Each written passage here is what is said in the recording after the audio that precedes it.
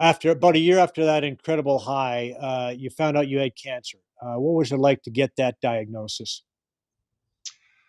Well, it was scary, of course. I mean, everybody's been touched by cancer. If it's not themselves, it's their friends or families, and nobody really escapes it one way or the other. It was scary. I wasn't sure what was going to happen. I had heard of testicular cancer because I've had a player, Jason Cundy, at Ipswich Town, who had it a few years before I did.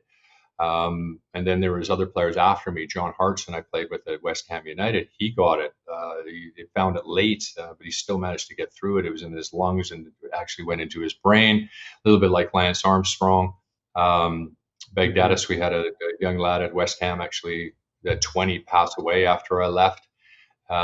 Yeah, so there's a high rate of football players seem to get it.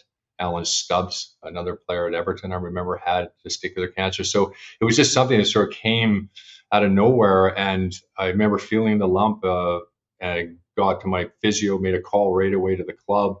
It was a Friday or Thursday, perhaps. We had a game on the weekend. He said, we'll get a scan on Monday and we'll see, check it out. So that's exactly what happened, and had a scan on Monday. And it was literally my last training session that I ever played.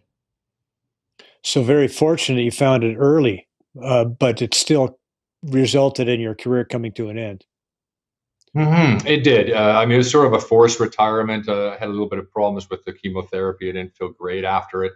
But being in a position that I was, and at my age of 35, trying to, survive at West Ham United, who had offered me a year contract. I hadn't signed. I was hoping for a 2-year contract at 35, of course, and I thought we were going to get it. My agent said we'd probably get it, but under the circumstances, I went back, and my agent said, "Listen, we'll take the 1-year contract that's on offer, and he can prove his fitness in the coming year." And they said the contract has been pulled off the table. So that was really disappointing as well. And from Mhm. that point on, I looked around a little bit, but I was sort of, I didn't want to move down divisions, and I felt that I could still play at the top level, but it wasn't to be. So I thought it was a good time to sort of had the opportunity to move into television in Canada from there. So that was a really nice opportunity for me after playing, because it's difficult for guys after they retire. It really is, and I think that was keeping the umbilical cord connected to the game and talking to players and have a reason to talk about the game and things like that was really helpful for me.